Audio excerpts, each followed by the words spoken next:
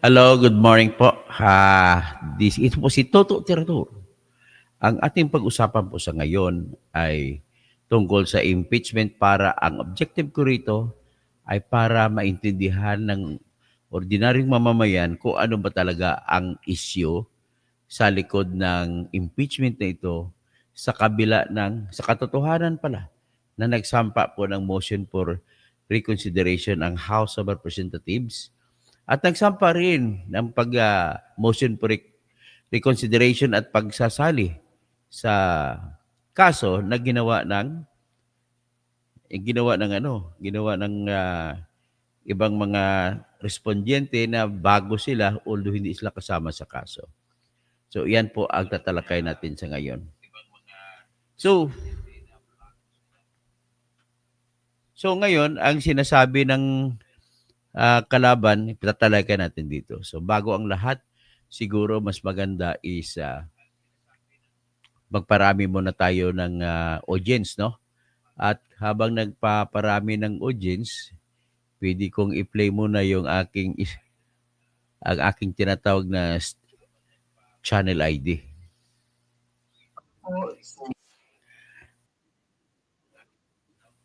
Ito muna, ha?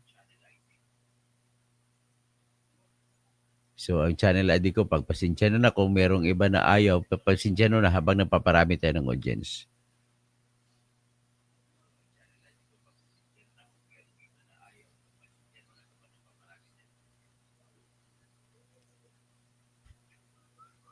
Ito po.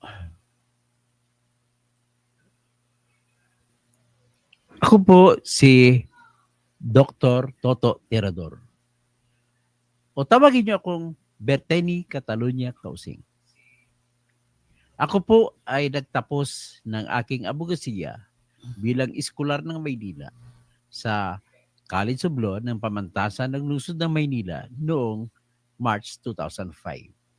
At kumuha ko ng bar exam noong September 2005 na isa sa pinakamahirap na eksaminasyon na nangyari sa bar exam history at ako'y nakapasa kagad. At siyam kaming magkaklase, 8 kami nakapasa. Isang record yan sa panahon na yon. At ako rin po ay gumraduate bilang isang consistent na full scholar sa Mindanao State University, Marawi City noong 1988 sa kursong Bachelor of Science in Civil Engineering. Kaya ako po ay lisensyadong civil engineer din. Ako po ay nagkaroon ng karanasan bilang isang editor ng People's Journal Tonight sa loob ng 15 taon. At bago niyan, nagsimula po ako sa pagiging sports writer. Pagkatapos niyan, ako ay nagtuloy sa abogasiya. Ito po ang aking karanasan at diyan ko nakukuha ang aking katalinuhan sa pagtingin ng mga issue sa batas at bayan. Kaya po tayo ay umiikot-ikot sa mga issue ng katarungan, katotohanan, at bayan. Kaya samahan niyo po ako sa aking programa. Ay, tika pala. Nais ko lang magiging isang honest na tao. Ako po ay nadisbar noong 2023 sapagkat po ang rason na ginamit ng Supreme Court, mali daw yun yung aking ginawa na pag-post sa Facebook ng reklamo na plunder na aking ginawa. At yun naman daw ay bawal daw kapag hindi pa naisampa sa ombudsman. Pero naisampa ko rin pagkatapos ng huling araw ng Enero 2019. Okay? Tara na, pakinggan niyo po ako. So ito na po tayo. Ito na yung sustansya ng ating vlog ngayon. Ito po, ilalahad ko muna kung ano yung motion for reconsideration ng House of Representatives. So ito po sila. So magiging fair tayo sa kanila. Dapat fair din ang treatment nila sa atin. So in short, ang conclusion ko po rito, ang House of Representatives po, yung kanilang mga motion for reconsideration ay pangarap na walang laman. Yan po, empty dreams. Yan po ang nangyari sa kanila. So ngayon, i-upload ko yung tinatawag na ano nila. Ito po yung kanilang motion for reconsideration. Motion for reconsideration ng House of Representatives. So ang title yan, para makita nyo, impeachment yan. Supreme Court and Bank, Sara Z. Duterte in her capacity as the Vice President versus House of Representatives. Yan po ang title. GR number 278353. Ito po yung case number. Yung GR number. Tsaka GR number 278359. Bakit dalawa? Kasi dalawa po ang petitioner dito. Yung unang petitioner ay si Sara Z. o si Zimmerman Duterte. Ang pangalawang petitioner po ay yung grupo ng mga abogado, mga taga Mindanao na pinangungunahan ni Attorney Israel Torion na siyang Dean ng College of Law doon sa Jose Maria College sa Davao City. At kasama diyan si Attorney Delgra na dating LTFRB chairman. So ngayon ito po yung kanilang ng Office of the Solicitor General. So the motion for reconsideration. Respondents, the House of Representatives of the Philippines, with its members and officials pleaded in their official capacities through the Office of the Solicitor General, respectfully moves for the reconsideration of the decision of the Supreme Court dated July 25, 2025, and respectfully state. So, the preliminary statement. Number one, pero bago ko bawasahin ang preliminary statement, batiin ko muna kung sino ngayon ang nandito. So, unang-una po nabatiin ko si Melesio Castromayor. Hello po, watching from Calgary, Alberta, Canada. Wow, I am longing. Pero pinakauna ay si Ray De Palma. Sir Toto, ano nangyari sa iyo? Bakit nawala ang prinsipyo? Hindi po nawala ang prinsipyo ko, Ray De Palma. Ang prinsipyo ko po ay para sa batas. Kung hindi mo naintindihan, wala pa ako magagawa. Basta kung sino kakampihan ng batas, doon po ako kakampi. That's the principle. Hindi po ako kagaya ng principle na kung galit ako sa Duterte, lahat na lang bagay, galit na lang tira. Kagaya ng ibang kasamahan ko, tira na tira lamang kay Duterte. Pero kumakampi naman kay Marcos. Yan pong hindi natin maintindihan kung bakit. Hayaan ko na lang sila doon. Karapatan din naman nila, karapatan mo rin Di Palma na maniwala. Pero sa akin lang, pakiusap sa iyo, titingnan mo muna ang mga bagay-bagay, sino bang may tama sa batas, sino bang walang tama sa batas. At doon ka po kakampi sa batas. Bakit po? Kasi ang batas ay batas. Kahit na malupit, batas po yan. Tinatawag ngayon sa Latin, dura lex, sed lex. Ganun po yun. So ngayon, kung minsan sinasabi si English, the law may be harsh, but it is the law. Heavens may cry, but it is the law. Yan po ang sinasabi. You can never be correct kung kukontra ka sa batas, Ray De Palma. I'm sorry to say, pasalamat naman ako at nakikinig ka sa akin. I'm sorry to say, hindi ko po mapiplease yung iyong gusto na titirahin ko si Sara Duterte sa issue ng impeachment. Titirahin ko siya sa ibang issue, but not in this impeachment because she is in the right law. Okay? Sana maintindihan mo po ako. Basahin ko. Nevertheless, basahin ko po yung iyong sinabi po. Sabi ni Mr. Ray De Palma, Sir Toto, anong nangyari sa iyo? Bakit nawala yung prinsipyo? Panindigan mo para kapakanan ng bansa. Ito po, kapakanan ng bansa ang aking hinahabol. Kailangan lahat ay magtiwala sa batas kasi naniniwala kasi sa mga fake news nila ni Antonio Carpio, fake news ni Adolfo Ascona, fake news na kung sino maingay, ni Dilema, lahat mga fake news po sila, pasensya na po. Hindi po ganun ang batas sinasabi nila. Okay, ipaliwanag ko ito, dito mo po maintindihan. Iba po yung usapin kung guilty ba si Sara o hindi sa kaso, sa merito. Iba pong usapin na binalasubas nila yung proseso. Okay? Sana maintindihan mo yan. After all, pwede naman sila magsampa sa ombudsman. Actually, nagsampa na nga sila sa ombudsman eh. Diba? Sabi niya, panindigan mo para sa kapakanan ng bansa at taong bayan. Tama po na sa taong bayan po ako, Ray De Palma. Hindi lang po kayo ang tao. Mga DDS po, tao din sila. Taong bayan din sila. So bakit ka pumanig sa mga taong arrogant? Hindi po yan sila arrogante. We're not speaking about arrogance here. We're speaking about law. Okay? Bakit pumanig ka sa obvious naman po, pasensya ka na Ray De Palma, obvious sa mga sinasalita mo, kalaban mo ang tao, hindi ano, galit ka lang sa kay Sara dahil sa kanyang pagiging Duterte. Ganun naman po.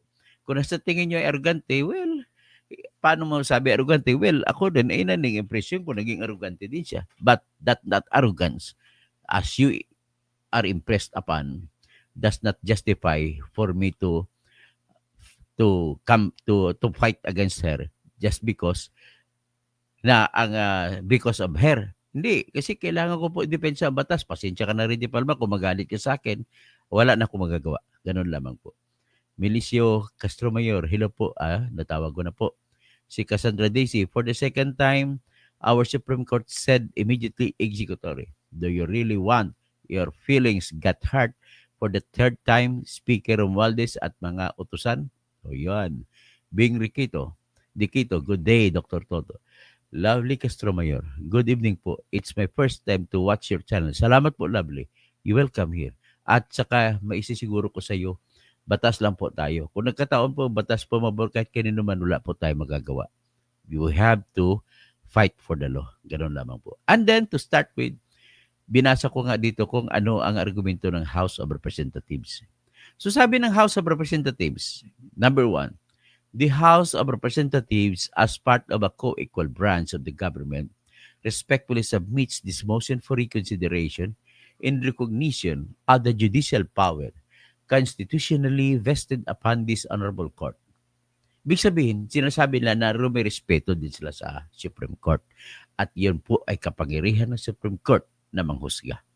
So, the House sila, yung House of Representatives. Pag sinabi the House of Representatives po yan.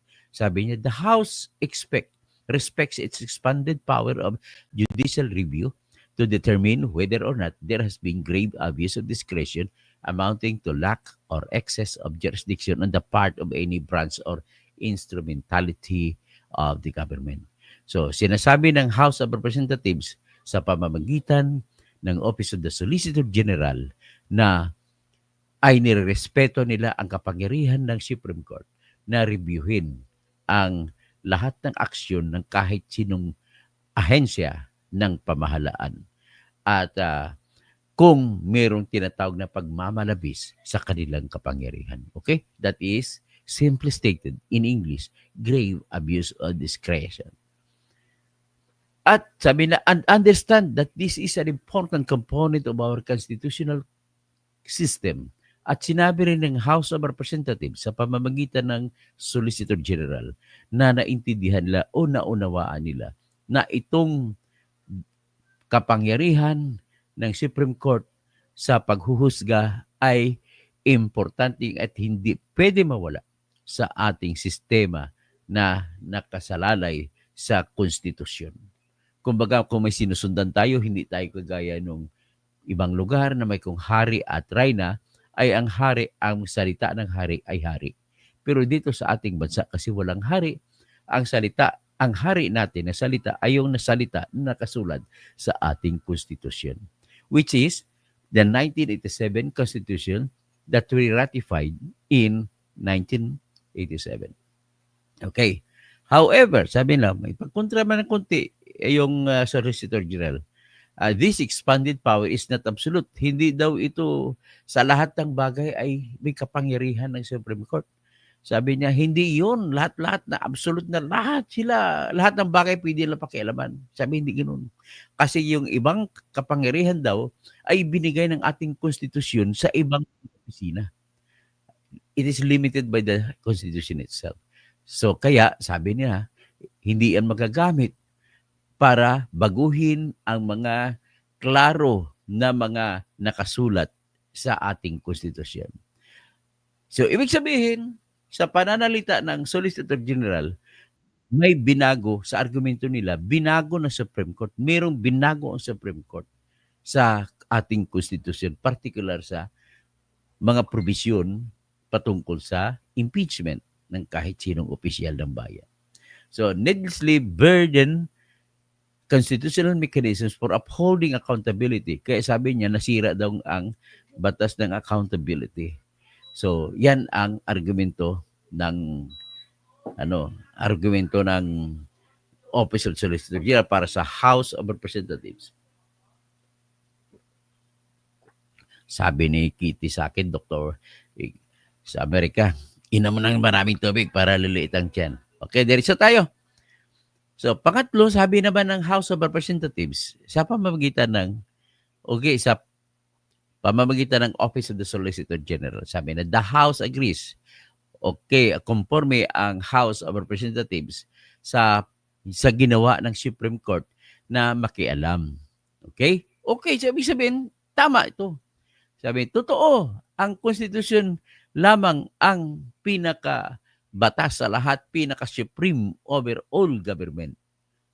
It is the same supremacy of the Constitution which the House invokes today. At saka yan ay nag-invoke, ay ginagamit din ng House ay yung kapangyarihan na pinakamataas ng Constitution.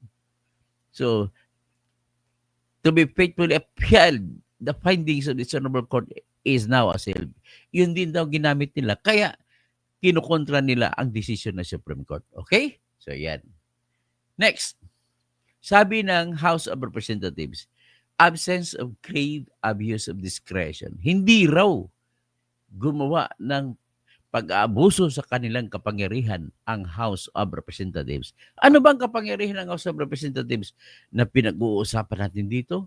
Yun po yung pag-impeach. Maliban sa trabaho na gagawa ng batas, meron din silang trabaho na mag-impeach, na ibig sabihin ng impeach, ko sa salitang Tagalog, magsampa ng kaso. Kaso na pagpatanggal kay Sara Duterte sa pagka-vice presidente. Kasi siya ay isa sa mga tinatawag na impeachable officers. Ang mga impeachable officers po ay presidente, pangalawang presidente, yung Chief Justice ng Supreme Court, yung Justices ng Supreme Court, yung constitutional commissions kagaya ng Commission on Audit, mga chairman at member nun.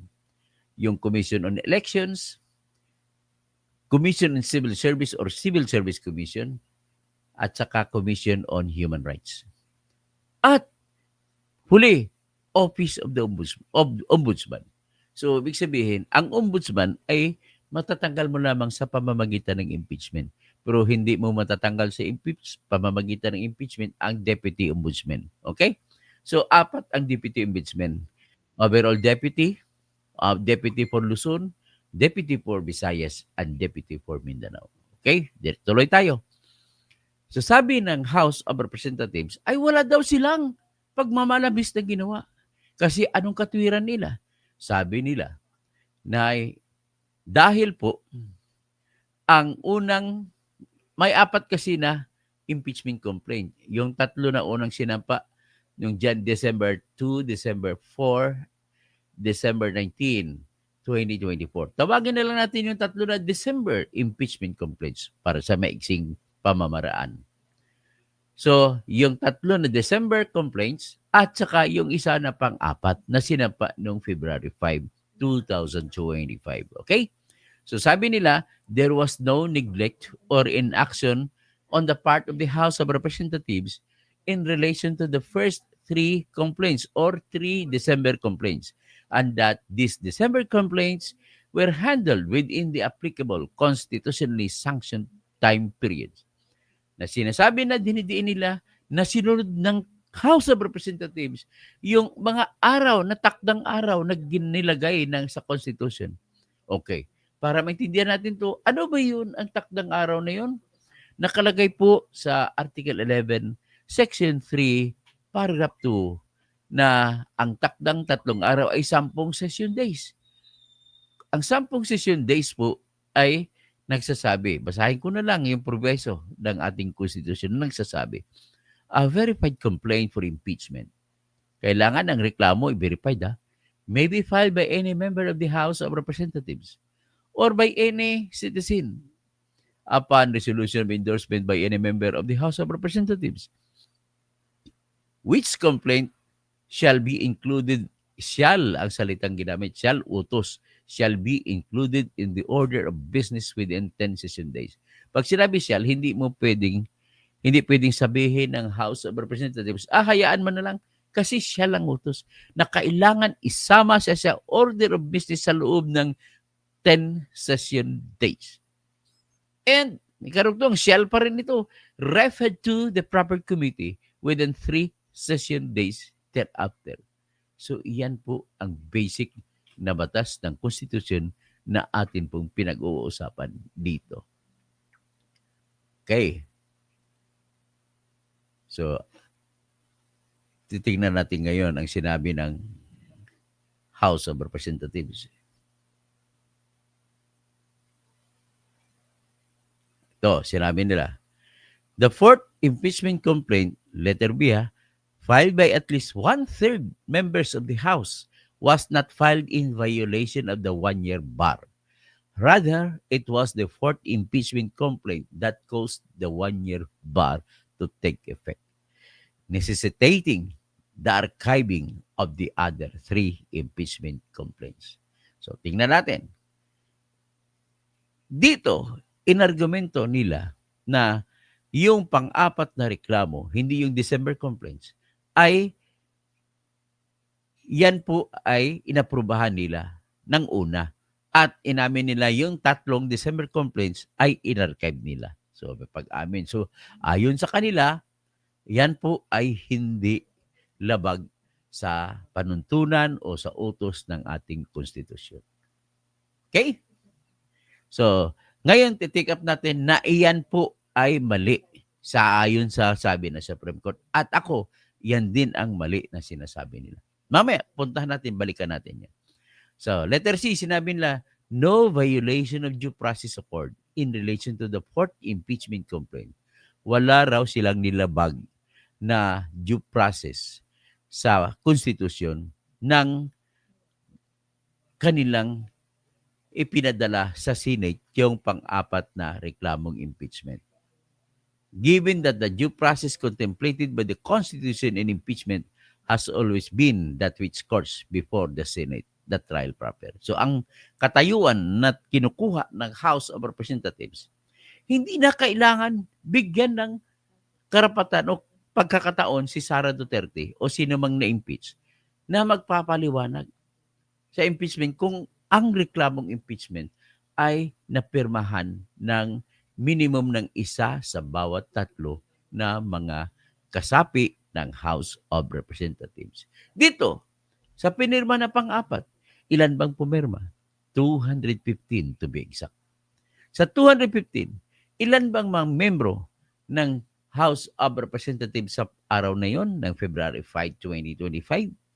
306 po. Kasi yung iba, natanggal si Arnie Teves, namatay yung ilang mga congressmen, so ang natitira ay 306. Kasi dapat, nasa 315 sila. 316 na congressmen. So, okay. Patuloy na tayo ngayon. So, ibig sabihin, yun ang posisyon ng motion for reconsideration ng House of Representatives. So, sabi nila, dinagdag nila, additionally, the assailed decision, yung decision ng Supreme Court, ay nagpalabas ng bagong batas na parang binago ang ating konstitusyon na bawal talaga baguhin ang ating konstitusyon sa pamamagitan ng desisyon ng Supreme Court. Yan ang kanilang argumento. Argumento lang yan, which is, kung ako tanongin mo, mali, talaga mali. Tama yung Supreme Court. So, number 6, at most, the Honorable Court can only apply and enforce these new rules. Dahil sa kaisipan nila na may mga bagong batas na nilatag ang Supreme Court, pwede daw ito gagamitin sa kasunod na mga impeachment na kaso. Pero hindi daw pwede sa ngayon na impeachment laban kay Sara Duterte. Yan tinatawag na sa legal term ay prospective application, hindi retroactive. Pero kung ako tanungin mo, mali itong sinasabi nila kasi wala pong nilagay na bagong batas ang Supreme Court. Bagkos, in-interpret, ano bang interpret sa Tagalog? Pinaliwanag lamang nila kung anong ibig sabihin ng batas. At dahil matigas pang ulo ninyo, hindi maintindihan, kaya naglatag ng proseso na susundin na ayon naman sa kung anong inuutos ng batas. So, yan ang sabi nila. Babalikan natin mamaya yan. Sa number 7, sabi ng House of Representatives, it therefore stands to reason that finding grave of abuse of discretion on the part of the House would be erroneous. Sabi nila, mali daw ang Supreme Court sa pagsasabi na nag-abuso sa kapangyarihan ang House of Representatives. Okay? So, ganoon yun. At least sana naintindihan na niyo.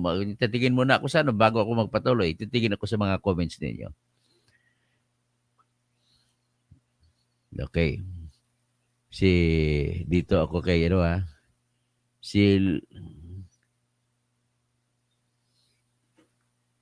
kaya marami na pala kayo, no?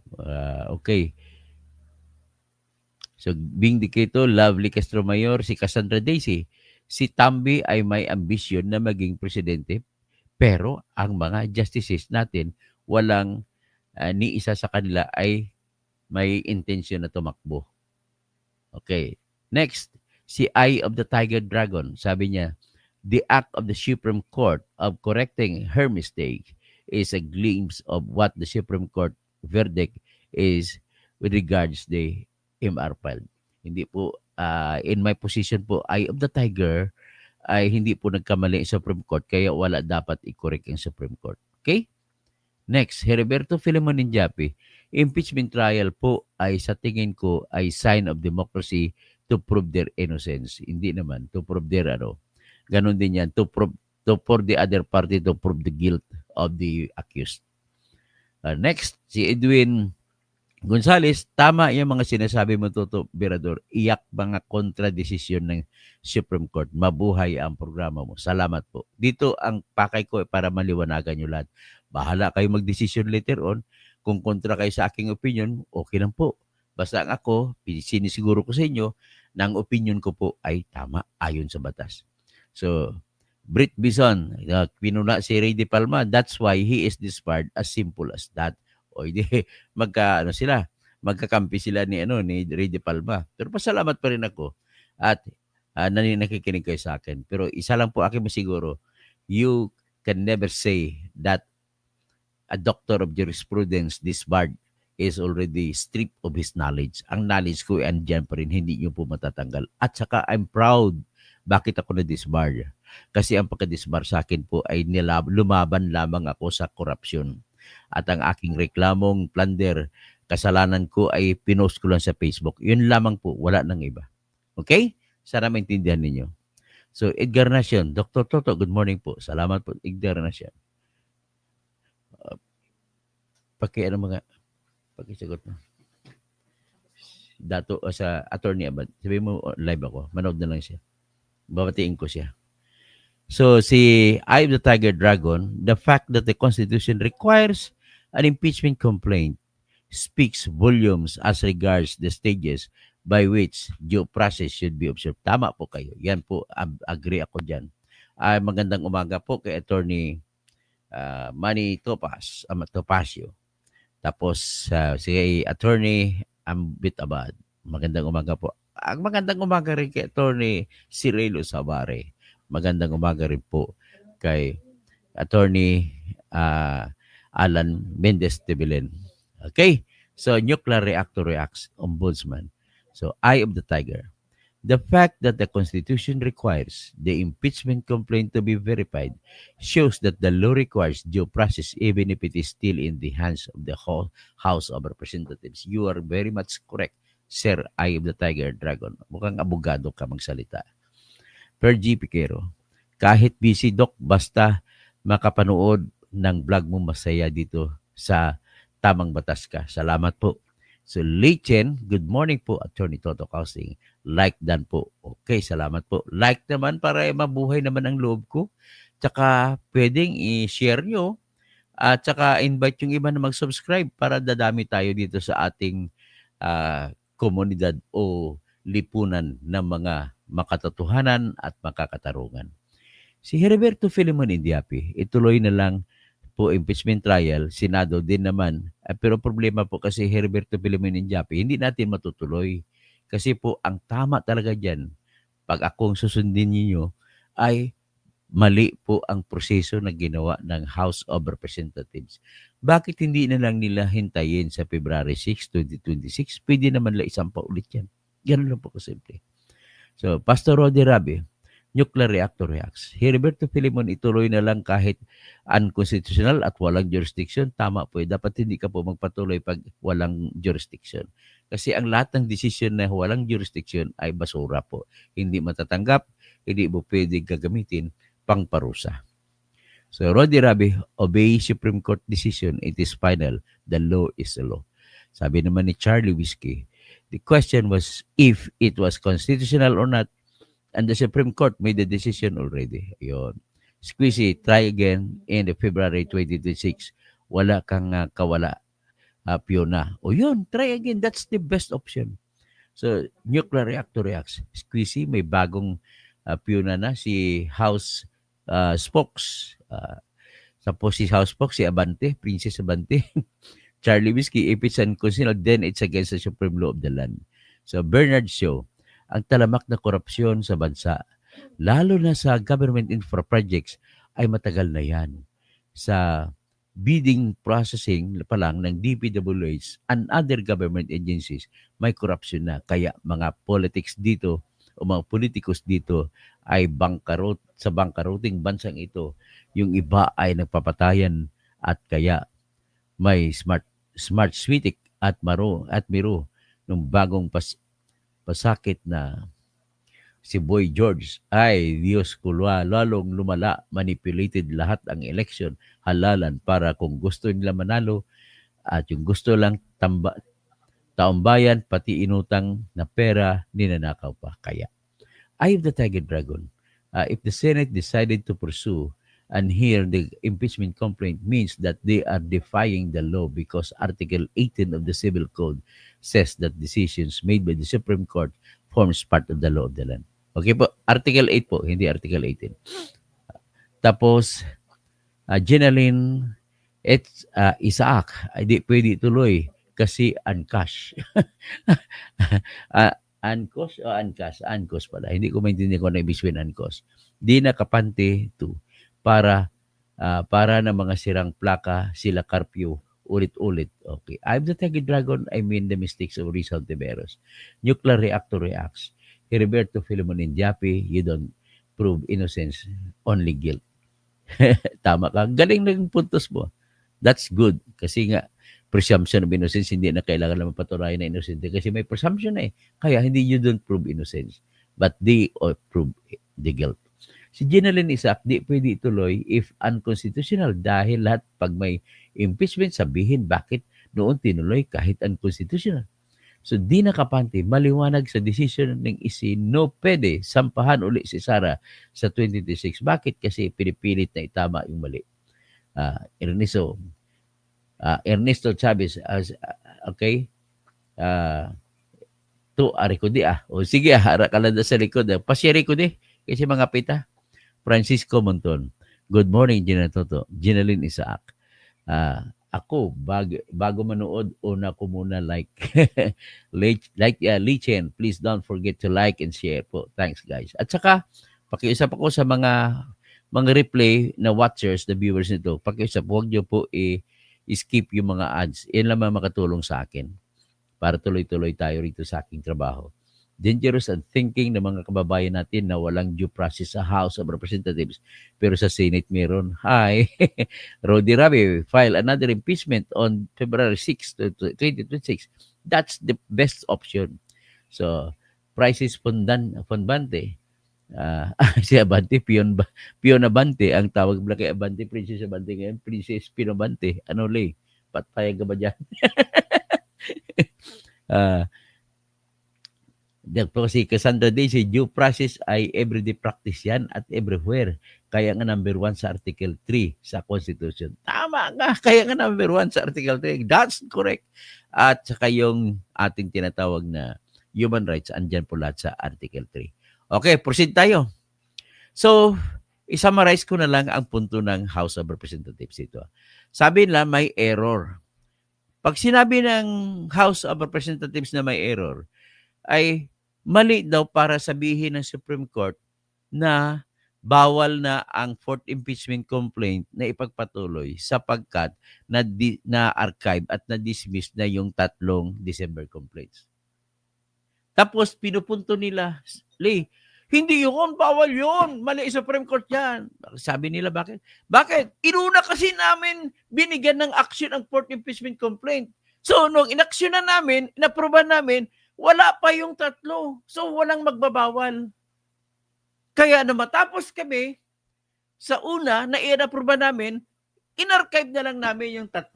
Yan po ang sinabi ng House of Representatives. Ang tanong, tama ba yun? Hindi ko alam kung ano yung sasagot ni Rosalie, kung tama ba o hindi. Ang sagot po dyan, ayon sa Supreme Court at ayon sa sarili ko, naniniwala ko sa batas, kung anong batas, ay ganito. Hindi po pwede sabihin na unahin ninyo yung fourth impeachment complaint kasi mayroong December complaint. At bakit? Sinabi ng Supreme Court na wala kayong karapatan na magdesisyon kung alin ang unahin nyo. Tama, Rosalie? Hindi nyo pwede sabihin unahin yung fourth. Meron pang first, second, third. Ang patas na batas nakasunod kahit hindi niya nakasulat. Mula pa sa panahon ng Roman Empire, may tinatawag na po na FIFO. Ano yung FIFO? First in, first out. Yung unang sinampang reklamo, yun ang unahin at tupagin. Hindi mo pwede sabihin na unahin mo muna yung iba. Di unfair ka. Di labag mo ngayon ang utos ng Constitution that the law must apply to all, otherwise none at all. Nakasaad po yan sa ating the first principle of human rights. Nakasaad po yan sa Section 1, Article 3, na nagsasabi, no law and no person shall be deprived of life, liberty, or property without due process of law, nor shall any person be denied the equal protection of the law.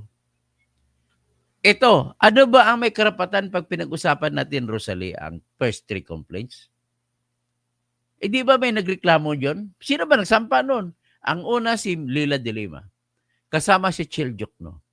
At inendorso po yan ni Congressman Percival Sendanya. Nag-graduate ng UP, pero hindi ko alam kung bakit nga gumraduate siya, nakapagpasok sa UP.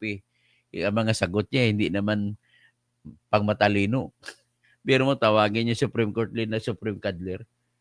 Ay, mali talaga yung Percy. Ngayon, ang nagreklamo ng first complaint ng December 2, 2024, ay may karapatan po sila na hindi bababuhin ang kanilang reklamo. Pwede sila magreklamo. Bakit hindi nyo pinapansin namin yung reklamo? Bakit nauna pa yung iba? Diba? May karapatan sila sa ilalim ng ating human rights law. Number 1 human rights law na nagsasabi, no person shall be deprived of life, liberty, or property. Ang property nila doon, ang karapatan nila, may vested right sila na unahin ang kanilang reklamo. Kasi una sila nagsampa at aksyonan sa loob ng 10 araw. So sabi ng Supreme Court, hindi nyo pwede sabihin na hindi aksyonan sa 10 araw. Kasi ang utos ng Constitution ay a verified impeachment or a complaint for impeachment or resolution for impeachment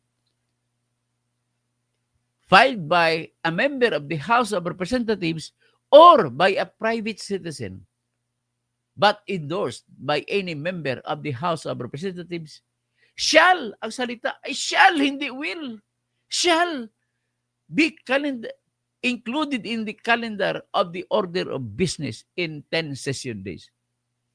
Shall be included in the order of business in 10 session days. And refer the same complaint to the proper committee. Yan po ang utos.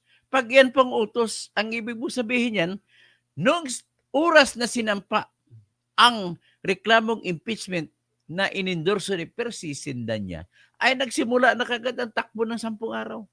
Na dapat, Kung titingnan mo naman ang rules of procedure na ginawa ng House of Representatives, ay immediately aksyonan ng Secretary General. Ibigay niya kagad sa House of Representatives. Anong ginawa?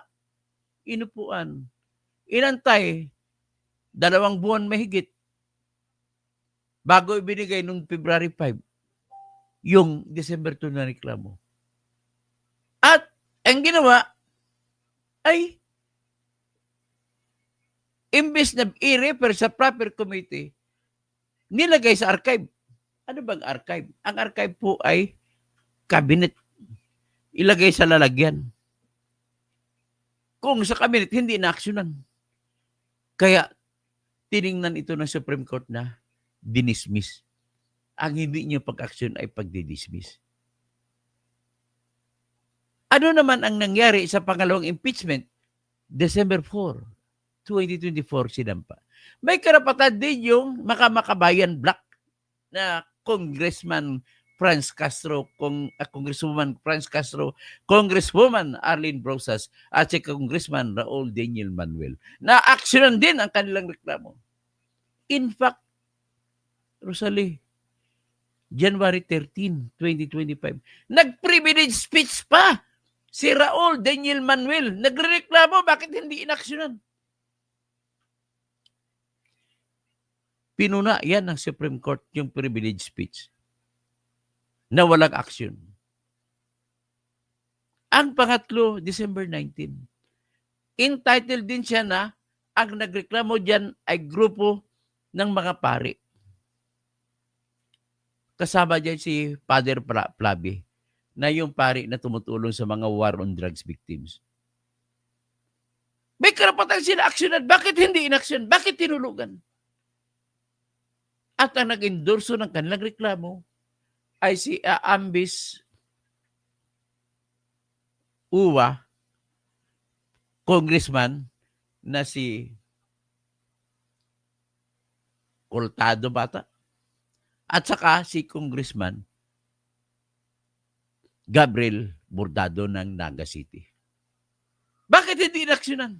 So ang punto sa Supreme Court, yung naunang 3 reklamo, kung may meron tayong pamantayan, ay dapat inaksyonan mo na kasi sinunod mo ng utos ng konstitusyon. Ang utos ng konstitusyon, ulitin ko, a verified impeachment complaint filed by a member of the House of Representatives or by a citizen but endorsed by any member of the House of Representatives shall be included in the order of business within 10 session days and thereafter referred to a proper committee. Wala po silang choice. Kaya hindi pwede sabihin lang na hindi nila aksyonan at unahin nila aksyon yung February 4. February 5 na complaint, yung 4th impeachment complaint. Yan po ang tinutukoy dyan ng Supreme Court. So, nagsalita din ng Supreme Court. Sa gitna ng reklamo ng 4th impeachment complaint na pinirmahan ng minimum ng 1/3 na congressmen at na mga reklamong impeachment na December complaints na sinampa ng mga private citizens, ay dapat unahin ninyo yung mga kasong sinampa ng private citizens. Sa rason, sabi ng Supreme Court, na masusing investigasyon ang pangangailangan yun. Kaya mahabang panahon pangailangan, kaya unahin ninyo. Sensible ba? Tama bang Supreme Court o mali? So, ibig sabihin po, ang isa pa na hindi sinabi ng Supreme Court, pero ako ang nagsasabi, hindi binigyan ng Constitution ang House of Representatives na ng karapatan at kapangyarihan na mamili kung alin unahin. Kung wala kayong kapangyarihan na mamili, hindi nyo pwede gawin ang mamili. At kung mamili kayo, inabuso ninyo ang kapangyarihang ibinigay sa iyo o sa inyo ng Constitution. At yung pag-abuso, ang tawag dyan, grave abuse of discretion. Kaya, dinidipinsahan ko ang Supreme Court na tama ang desisyon nito. Ang sabi nila, mali daw ang facts na sinabi ng Supreme Court. Kasi sinabi nila, hoy, mali kayo Supreme Court. Bakit? Kasi ang sinabi ninyo, bawal na yung pang-impeachment complaint. At dahil bawal, dahil na-dismiss na yung 3 complaint. Ang sabi nila, nauna namin inaksyonan ng 4th impeachment complaint at nung inaksyonan namin, ay wala pa kaming nabasura na impeachment complaint. Hindi pa namin na-archive. Yan ang kanila. Pero si pinuntos ng Supreme Court, hindi nyo pwede tanggalin ang karapatan sa ilalim ng konstitusyon na atupagin nyo kaagad. Meron na kayong intensyon na ibasura nyo yun. Hindi nyo pwede ibasura yun. Kasi nauna na sila nakakuha ng karapatan na bigyan ng atensyon na 10 days at 3 days, dapat ibinigay ninyo. Ang ginawa ninyo, imbes na bigyan nyo, ang utos ng Constitution, sundin ninyo na ang pinakahuling utos and refer to the proper committee 3 session days thereafter. Hindi nyo ginawa yun. Bagkos sa ginawa nyo, archive. Actually, nagpayo pa nga Supreme Court eh. Pag binasa mo decision ng Supreme Court. Nagpayo ang Supreme Court na sana sinabay ninyo inendorso. At doon kayo namili nung pagkatapos endorso sabay. So, anong ginawa nyo? So, ngayon, kumikiling kayo sa katotohanan na yung pinirmahan ng 1/3, minimum 1/3 ng 215 ay sayang kasi may gastos na kayo 150 million sa bawat pirma. Yan po ang katotohanan. So, ibig sabihin, wala pong kasalanan, wala pong mali sa facts na ginawa ang Supreme Court dito. Ngayon, isa pa. Sinabi ninyo na nagsalita ang Supreme Court na nagkamali sa facts ang Supreme Court sapagkat ay iniisip ng Supreme Court na nauna at wala daw plenary vote ang yung 4th impeachment complaint. Actually, meron. Ngayon, nagkamali nga ang desisyon ng Supreme Court doon. Ang tanong, sapat ba yung pagkakamali na yun na sinabi ng Supreme Court na walang plenary vote? At ang katotohanan, mayroong plenary vote? Sapat ba yan para baliktarin nila sarili nila?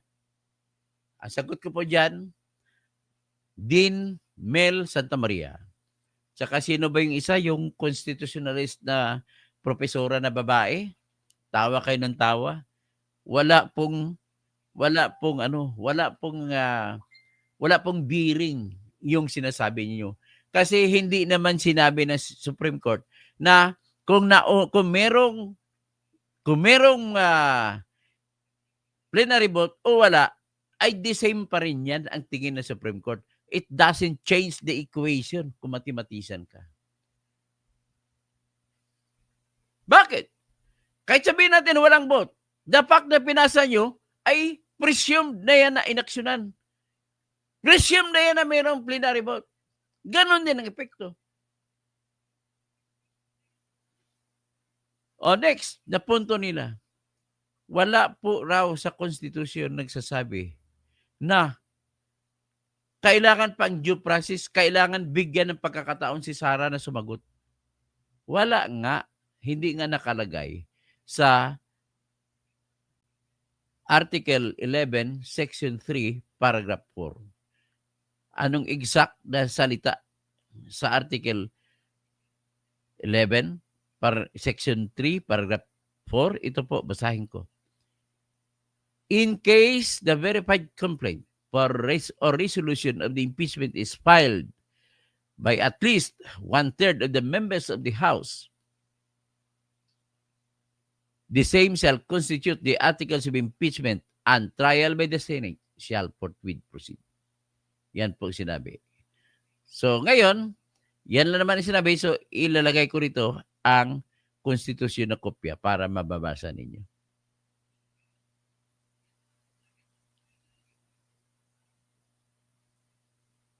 Ito po. I-highlight ko ha. Yan. A verified complaint or resolution of impeachment if a verified, sabi dito, basahin ko ulit.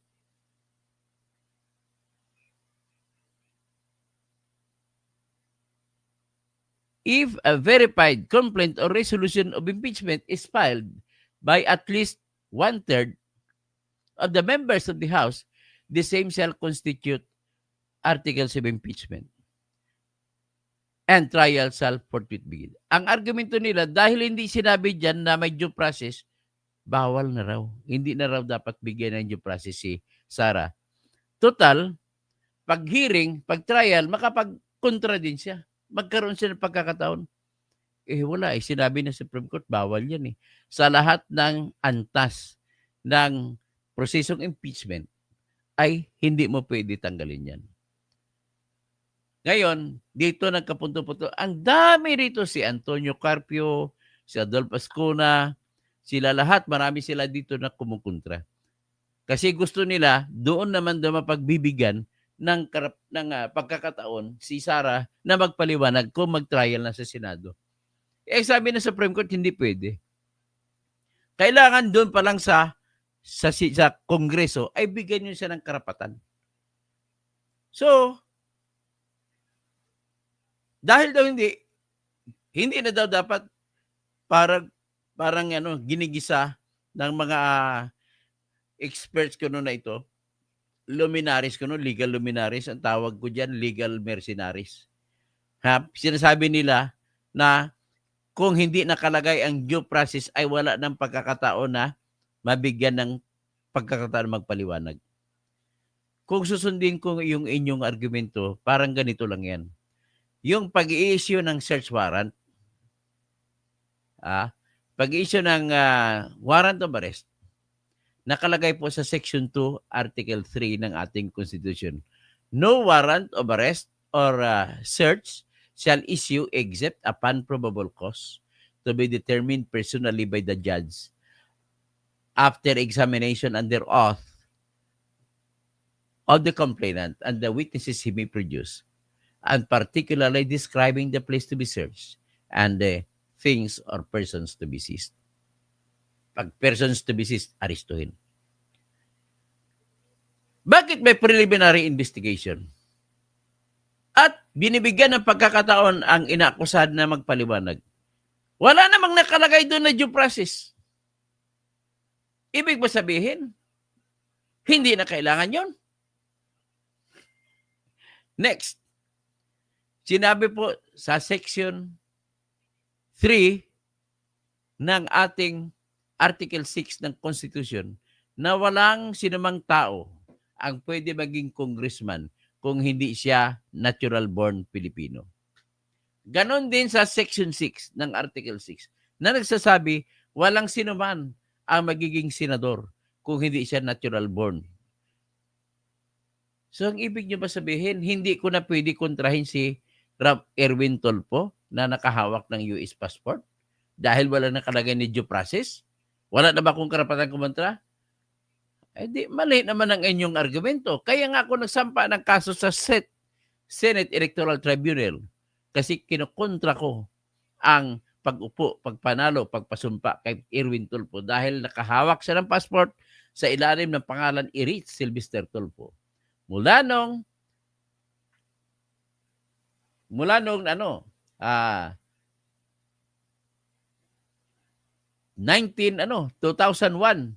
1999. Diba? 1991, unang issue na passport niya. At ginamit niya, nagpresenta siya ng birth certificate na siya kuno si Erich Sylvester Tulfo na ipinanganak noong December 30, 1965 sa Hawaii. Nandaya na siya. Nagpalsipika na siya. Bibigyan mo pa siya ng benepisyo. Actually, noong August 10, birthday ni Erwin Tulfo. So, happy birthday, Mr. Erwin Tulfo. Nung birthday niya, napahiya siya. Nag-akusa siya ng presidentang HUA sa Green Hills, sa Wakwak Green Hills, na binigyan ko na ng lisensya, ng permit, yung developer na magtayo ng 71 story sa Wakwak. Which is fake news. Kaya nagreklamo yung opisyal na maghuwa ng Green Hills. Kung saan daw nakuha naman ni Erwin Tulfo yung mga balitang yun na fake news. Okay? So, ngayon, Ibig mo sabihin, hayaan ko na lang si Erwin Tulfo dahil wala nakalagay ni due process sa Section 6, Article 7, Article 6 ng Constitution. So, di ba, sabi ng Sambongenyo, Zerbingwensa. So ngayon, ang sinabi ng Supreme Court, dahil ang karapatang pantao ay napaloob sa Constitution, hindi mo pwede paakyatin ang kasong impeachment na nilabag mo ang due process sa Section 1, Article 3. Dahil kung mo hindi nakasulat sa Article 11, Section 3, Paragraph 4, hindi po pwede. Tapos katwiran, kasi sui generis naman yan eh. No, it's na one of its kind. Sapat ba yung sui generis para isakripisyo mo yung ang sagradong karapatan ng magpapaliwanag? Yan po ang sinabi ng Supreme Court. Kaya, nang dahil dyan, tama ang Supreme Court sa kanyang decision na mula ngayon, sana ang ginawa ninyo, hindi mula ngayon, sana ang ginawa ninyo, dahil matigas ang ulo nyo, maglalatag na lang kami na susundin ninyo. Ibig sabihin, dati na yung due process na dyan, hindi ang bago. So, ang issue natin, bago ba yung sasabihin nila na yung archive ay dismissed? Hindi, nandyan mismo sa Section 3, Article 11, Paragraph 2, nagsasabi na pagkatanggap nyo ng beripikado na reklamong impeachment ay kaagad-agad sa 10 araw na session days ay ikalendaryo ninyo sa order of business. At pagkatapos makalendaryo, i-refer nyo sa proper committee within 3 session days. Ang ginawa nyo, kinalendaryo nyo, pero hindi ninyo ni-refer. Kaya yan po nangyari. So it doesn't matter kung yung 4th impeachment complaint ay na-voted upon sa plenaryo or hindi. Ang ibig sabihin ng plenaryo, pangkalahatan. So with that, I now conclude that the motion for reconsideration filed by the House of Representatives is just a cry for errors in facts, which is an empty cry. Madidismiss mo ito without offense meant and without offending the sub judice rule. Kasi alam ko naman ang Supreme Court na justices ay hindi mo sila kayang implementyan kasi matatalino. May mas matalino pa sa akin yan, matindig yan. So, yun na lang ha. Sabi ng Bilokana, Jack Paawata. Okay. Alalahanin natin ha. Simple-simple lang yan. Balik tayo dito. Sino bang...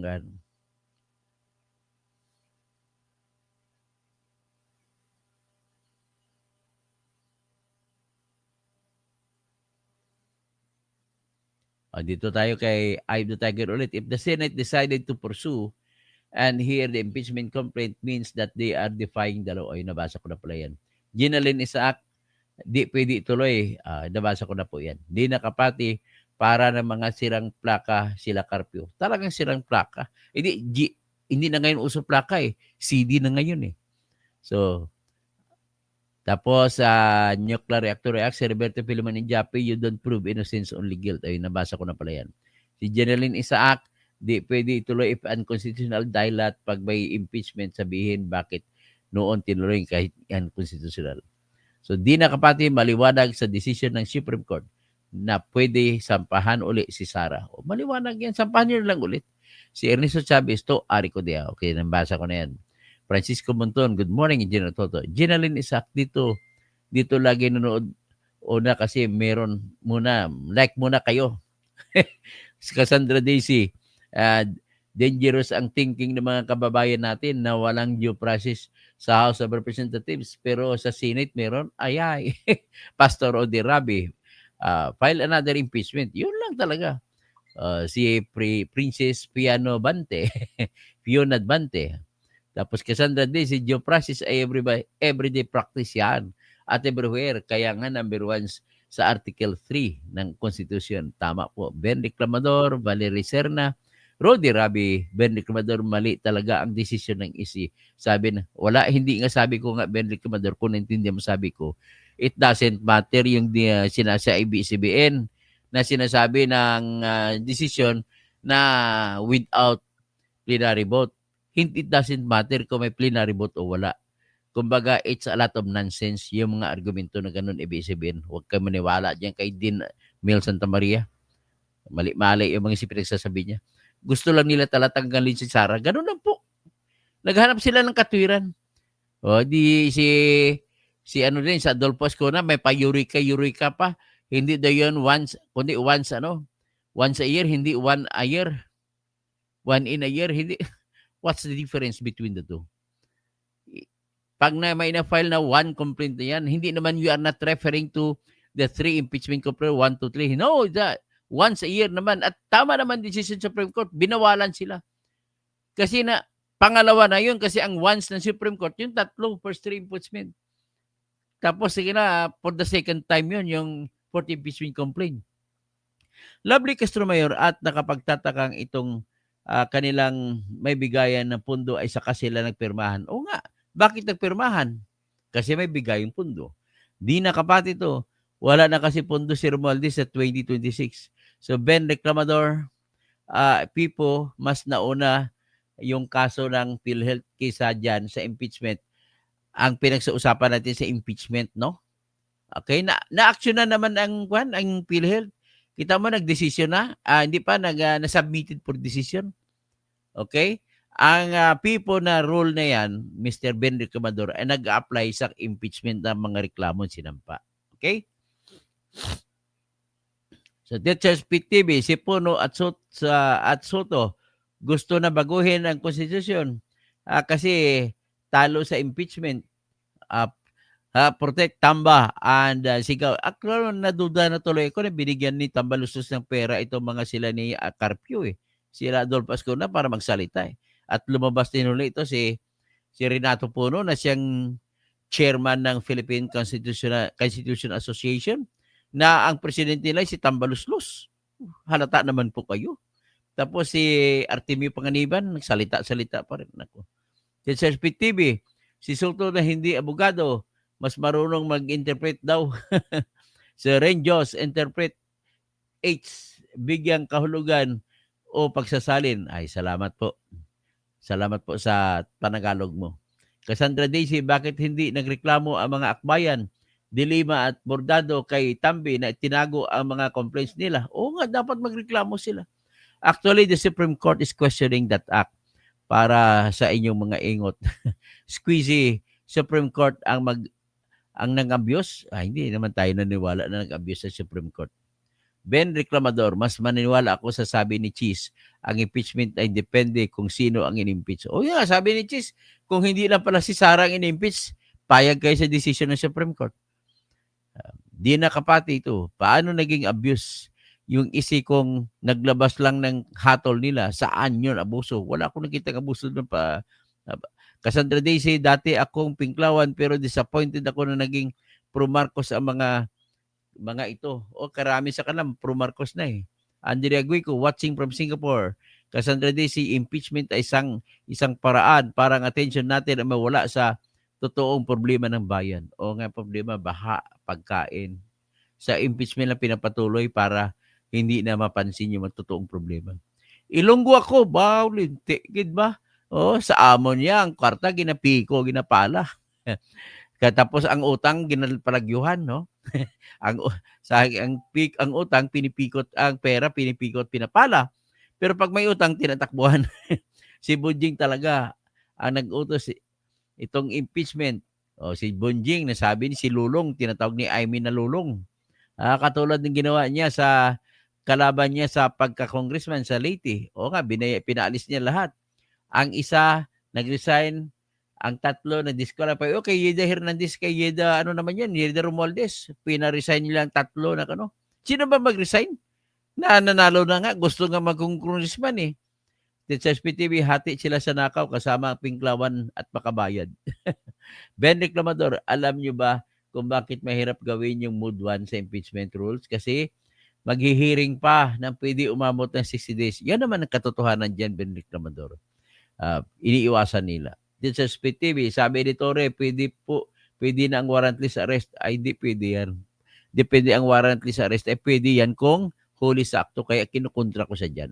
Wala siyang nahuli sa akto eh. Tapos kung may warrant of arrest, pwede lang yan.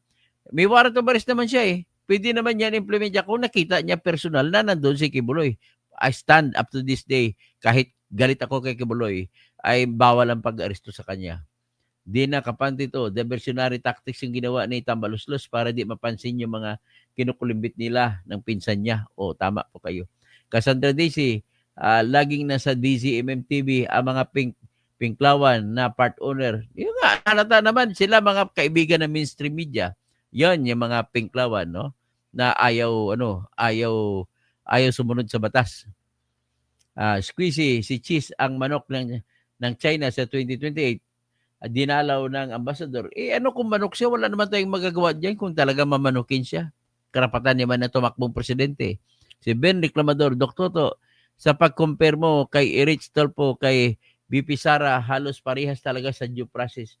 Hindi na talaga yan maalis si Erich Tolpo kasi sabihin niya due process. Regine Ford, good morning. Mathing Disimban, oy, classmate, roommate, lahat na ng mate. Engineer Mathing Disimban, good morning. Eliser Gerano, ang totoong media ay Net25 at SMNI, hindi fake news. Teachers Pit TV, kaya gusto nila i-portweed kasi may sablay sa ginawa nila. Nag-group effort ang mga tambangag, Pinklawan, Makabayan at mga oligarchs pero ulat sa isi. Squeezy na lang, walang papel ang isi sa impeachment. Tulad, iba po squeezy ang American society. Sa Amerika po, very clear po sa Constitution ng Amerika na walang kapangyarihan ang Supreme Court ng US makialam. Okay? Iba yun sa atin dito na may kapangyarihan ng ating Supreme Court kung may grabing abuso na ginawa. Yan ang pagkakaiba po, Squeezy. Do not compare apple to an orange. Okay? Teachers Pet TV, si BBM nga ang nag-celebrate ng Chinese New Year sa tulay ng Maka-China. Cassandra Daisy, huwag na nating awayin Chinese kasi ako Chinese-blooded din ako. Pero awayin natin ang China. Iba yung Chinese, iba yung China. Kasi sa Taiwan may Chinese din. Sa Pilipinas may Chinese din, di ba? Cassandra Daisy, paniwala ko 250% talo si Romualdez at 250 congressmen dahil binaliwala ang two most important words, due process. Correct, you are. Bobby Admain, si Drilon out of coverage na sa media dahil side siya sa Supreme Court. Kita mo, hindi na siya in-interview. Ricardo Floreto, third talaga. Hindi talaga nila tinatatanggap na talo sila. Joel Rim, naimbag nga aldaw sa mga kabsat ko, kada kayo amin, ha?